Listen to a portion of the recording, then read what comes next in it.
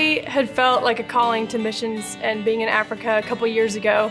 And then when COVID hit and things started shutting down and people couldn't go to other places, I was kind of like, I don't know if this is ever gonna happen. And then about a year ago, Chris on a Wednesday night was like, hey, I know where we're going on a mission trip. We're going to Africa. I have no details, but I'm just letting you know so you can make plans to go. So that was just a really cool God moment. So there wasn't ever really a question if I was going or not. I was, deciding right then and there that I was going, and then I ended up interning. So it was just kind of the best of both worlds. I experienced all sorts of things. It was greater than I could have ever imagined. I think the people there are, just so welcoming, and they did not care, where you were from or, anything about what you had to give them. They just wanted to get to know you as a person. So many stories I could share, but one of the stories that kind of sticks out to me is one day when we were going around to different houses, we came to a home that had a lot of people living there, and they were all outside. I don't really know the relationship between all the people, but one of the guys was sharing how recently he had just been through a situation where he was like, I need to come back to my faith. I need to go to church again. And so it was really cool that we were there in time to kind of encourage him in that. And then after we, some of the people in our group shared, he then was like, can I say something? And he started talking to us and just thanking us for how far we traveled to be there, that we, gave up being with our families, and we were in a whole nother place just to share the gospel with people. And so he encouraged us, and it was really cool because a lot of times our mindset is like, we're going to help these people and to share the gospel, which is true, but that these people are then encouraging us and filling us up so that we can come home and do the same thing at home. But I think that was really cool. My call to being a missionary and working in missions was pretty much solidified being there. I did not want to go home. I would have just stayed and lived there if I could have.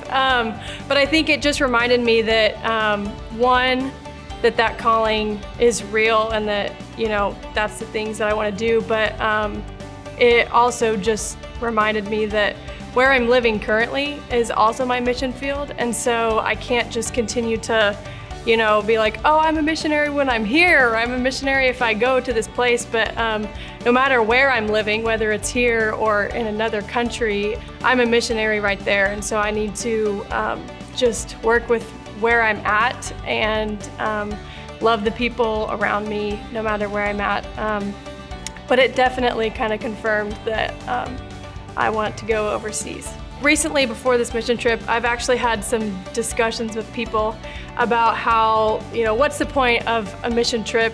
If there's missionaries there, or there's people there that already know about Jesus, like, why can't they just do the work? And so that was something that was just kind of something that was going on in my mind before we went. And what was cool is God kind of used that to prove that to me. Like, not that I was doubting the work of missions, but just he was kind of confirming how good they are. And so I would say Zambia is a Christian nation. There's missionaries there, but there were people that had been in Christian circles or heard about God, but from us going there and us sharing, they gave their lives to the Lord. And so I think if we say like, oh, there's people there that can do the work, like, we are completely ignoring all that God can do through us. And so that was just kind of a confirmation that, like, what we do when we go there is important, and God works through us being there. And so I would just challenge people to go on a mission trip, because God can do big things, but he also does big things in our own lives. It spurs us on to come home and to share the gospel, but also just kind of gets us out of our comfort zone in general, especially here in the city. We are used to like our luxury items and all the things that don't really have a purpose, or they're not really needed. So then it kind of shows us like our true joy doesn't come from the things that we have, but it just comes from God. And most of the time the people with more things are they're just less happy because of all the stuff that's consuming their lives. So I think just getting out of your comfort zone and relying on the Lord.